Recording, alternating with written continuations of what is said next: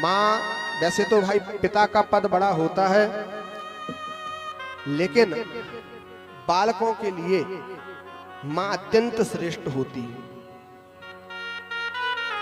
माँ की जो ममता है, उस माँ की ममता कितनी अनंत और अपार है पुत्र के लिए, और पुत्र के लिए माँ सर्वश्रेष्ठ होती है। पिता का पद तो बड़ा है, लेकिन पुत्र के लिए माँ सर्वश्रेष्ठ होती है।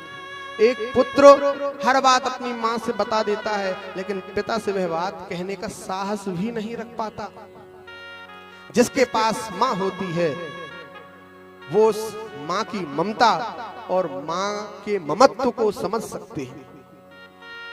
माँ कितना भी सुंदर आप भोजन कर लीजिए, एक 5 स्टार होटल का भी भोजन कर लीजिए, लेकिन माँ जब अपने हाथ से रोटी अपने बालक को खिलाती है तो वह बालक बड़ा प्रसन्न हो जाता है।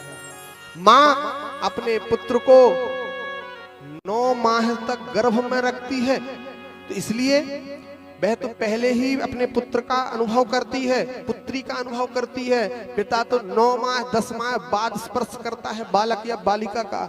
इसलिए माँ बड़ी क्यों नहीं होगी?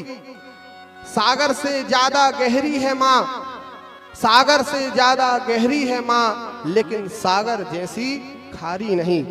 पवन से ज्यादा गतिशील है माँ, लेकिन पवन जैसी चंचल नहीं। माँ तो सिर्फ माँ होती है, माँ की कोई उपमा नहीं होती। खुद किस्मत होते हैं वो जिनके पास माँ होती है, जिनके पास माँ होती है। जब दवा भी काम ना कर रही हो, जब भूख लगी हो, माँ यदि एक रूखी सूखी रोटी भी ला देती है, तो उस रोटी को खाकर के जो आनंद प्राप्त होता है वह आनंद कहीं नहीं प्राप्त होता। जब अत्यंत ज्वर हो, माँ आकर के केवल सिर पर हाथ रख देती है, सारा ज्वर शांत हो जाता है। तो माँ बड़ी क्यों नहीं होगी? माँ 9 माह तक 10 माह तक गर्भ में बालक को रखती है, बालिका को रखती है। पिता तो 10 माह बाद उस पुत्र का पुत्री का दर्शन करते हैं, तो वह माँ बड़ी क्यों नहीं होगी? खुद गीले में सोती है, अपने पुत्र को सूखे में सुलाती है, अपनी पुत्री को सूखी में सुलाती है, खुद भूखी रहती है, अपने पुत्र और पुत्री को विविध प्रकार के भोजन खिलाने की इच्छा उस माँ के हृदय में होती है। खुद का कोई शौक नहीं होता, खुद के लिए नहीं जीती है माँ, वह अपने पुत्र और पुत्री के लिए जीवन जीती है। इसलिए वह माँ बड़ी क्यों नहीं होगी?